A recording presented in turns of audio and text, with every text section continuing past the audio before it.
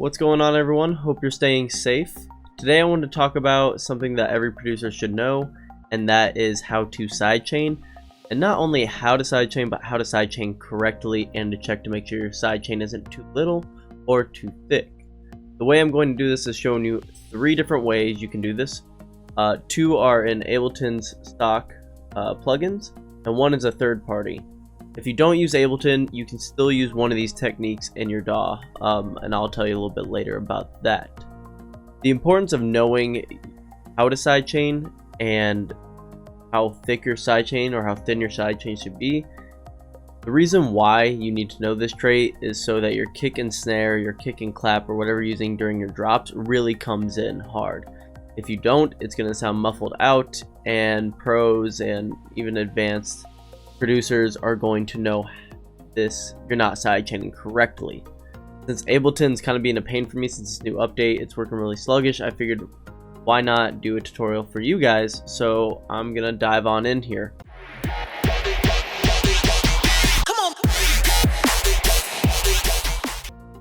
Alrighty, so I'm in my project file for the first time. Totally did not just do this whole tutorial and have my desktop audio muted. Nope, first time, promise guys. 20 minutes later. Anyways, this is what it's gonna sound like without any sidechaining on. So this is going to be a drop in which there is no ducking volume, everything's going at once. And yeah, so we'll play out what we have here. It's a little 4-bar fake out drop and then a 4-bar drop. I'm using Moonboy's Evil Bass rhythm loop. It's just from Moonboy's like free stuff he has online. If you want to check him out, go right ahead. It's literally right here. See? But yeah, I thought it'd be a really cool, easy filler for a sake of tutorial. Quick little riser, a little background chants. We have rides, a crash, and a kick and a snare right here, which I'm using. So that is really it for all this. Play it out.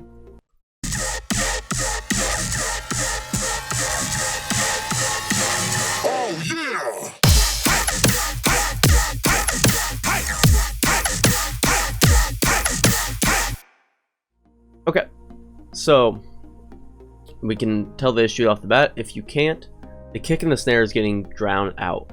What your main thing about sidechain is to give the kick and the snare its own breathing room with the transient. You know, the key thing for the kick and the snare is for the head banging motion, especially in dubstep, right? So the 1 and the 3. So if it's getting drowned out, it's going to be kind of not as fun and not as punchy as other mixes. And then B, you're having a kick and a snare that's supposed to be at 0, your loudest element in your drop, and you have your basses that are very loud going at once, pushing into whatever you're mixing into. If you're using a limiter, that's going to see this as a very loud moment, and it's going to crush everything else, making your track actually quieter than others. Very important to do this. So the first way of doing this, which is only in Ableton, is using the compressor. So if I type in compressor, boom, it's right here. Comes like this. What we're going to do to make it like that is just expand it right here, and then we're going to mess with some settings, which I'll show you. So once it's on, we're going to turn on the sidechain. For the sidechain to work, you need to take your kick's transient or some type of transient, some type of trigger. So you see that it's going from ghost trigger. What I set up was just an audio. If I just made like an audio track, and then I took the kick, right? And I cranked up the volume all the way up because I want this to be like a brick right there. Once we have that, we want to turn down the volume over here to negative because we don't want that playing a song. That's why it's a ghost trigger. So we're going to route all of our stuff. For me, it's going to be my percussion and my basses. Normally I put a sub bass, but for the sake of this tutorial I didn't put a sub bass in here, but you can see that I have a compressor here as well for going to the ghost trigger. So you hear stuff start ducking immediately, so let's hear that.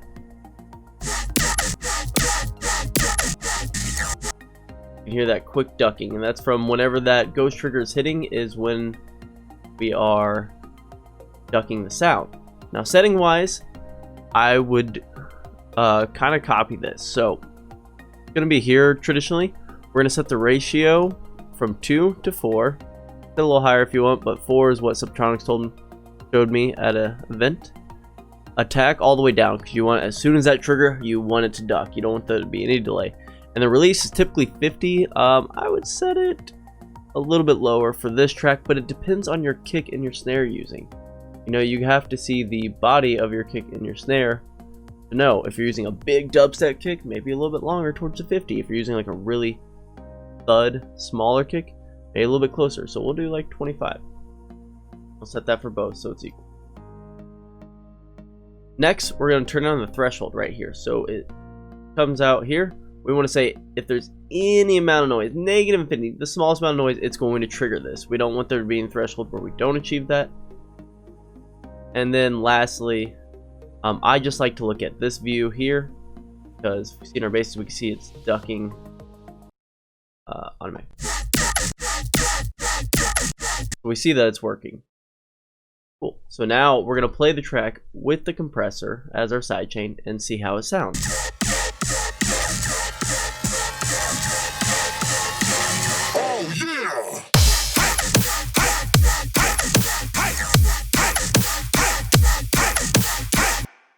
Sounds a lot better, a lot more groovy. You can really tell those kicks and snares are there.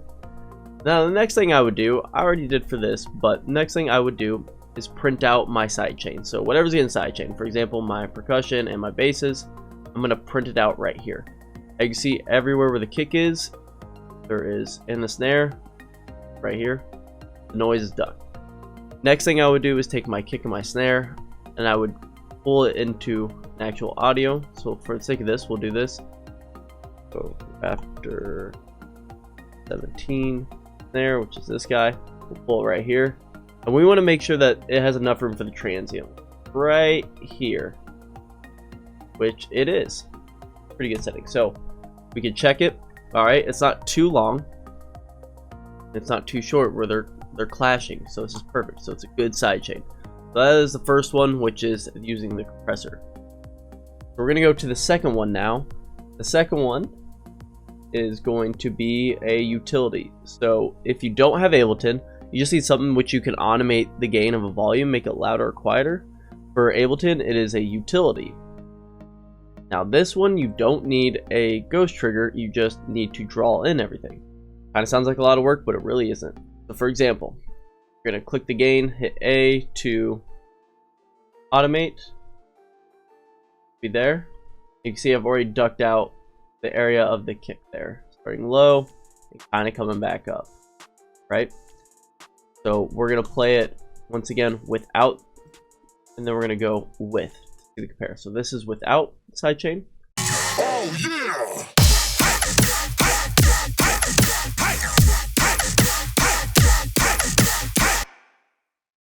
And this is with. Oh yeah!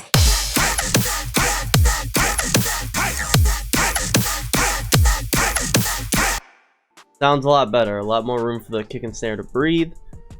And we can check it once again. So I printed it, like I said with the last one, and we check again. I like to check just to make sure. Because, say for example, if it's not big enough, you'll see that, oh wait, the tail's coming in too soon. Kind of clashing. Maybe that's why my mix sounds muddy or not as clean. Always good to see. So compared to compressor, very close. Compressor comes in a little bit sooner. So if we feel like there's too much room there, we can always just mess with the tails of the utility. This we just automate it up a little bit more. Perfect. So number 2, super easy. You just draw it in for your groups, and that's all you have to do. The last one, which is not in Ableton, but it is a third-party plugin, is called Volumeshaper, and I really like it. Although not as easy to use as the others, you do have to set up a routing. It's not that hard, but you do have to route it a certain way. So I'll kind of explain that to you. Whatever I want to be sidechain, I'm going to set to my sidechain, but for the video I changed it. So Volumeshaper, show you this as well. Expand these guys. Volumeshaper, here is my my default curve is normally out here, but it kind of looks like this. So same thing, as you could see, the ducking is going to happen. So when you open Volumeshaper, right here, it's going to be a audio track. It's going to be as an in. tell you why in a second. You have to set up the MIDI trigger. You have to click this on right here. That option comes up. Go right here, go to beat one shot on note C, and this is if you want to copy mine, just keep this the same way. What happens now is all the info is getting routed to Volumeshaper saying, all right, we're gonna duck, but we need a signal to duck. So then we would take our kick and snare right here. For example, copy, paste this, set up a Volumeshaper side train. They ask you how you are, you just have to say that you're fine when you're not really fine, but you just can't get into it because they would never understand. Volumeshaper sidechain trigger. What that is a MIDI. It's gonna be auto. We're gonna put it into Volumeshaper and then shaper box right there. That's saying every time this is triggered, you are going to trigger your sidechain.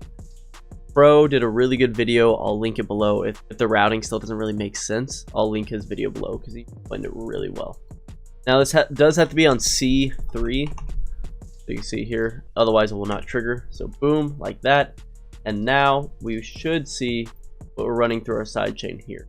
So the cool thing about Volumeshaper is you can expand little bits of your sidechain. You can really control it. So I printed out what it looks like here. This is the audio, as you can see. Very comparable to the other two. And it works just fine. The great thing about this, if this is just a little bit too long, I can go back into shaper box. Oh, too long. Let's pull this back a little bit, tighten this up, boom. And now I have representation. Another cool thing too about shaper box is, say it's not your drop, but you want to sidechain a little bit. Drums. You can turn it down to 50%. It's only 50% of the signal, or 0 to 100 value is only getting sidechain. So if you want a little bit weaker, you can do that, rather than with like utility or something having to go edit your values, which you can do really easy, or you can just rewrite it and do that you didn't want any of this stuff, right? Easiest way just to delete it. Okay, I want a curve but not as deep, something like that, boom, and then you can just repeat over or something like that. For your compressor, if you didn't want it to duck as much, you can do the dry wet. So just like the shaper box, how you can turn the dry wet, you can turn the dry wet there to let some of the signal through, so you're not ducking a lot of it. So I hope that explains sidechaining to you guys, and if you guys still have questions on what it is or functionality of it, let me know. I'm more than happy to help you guys out.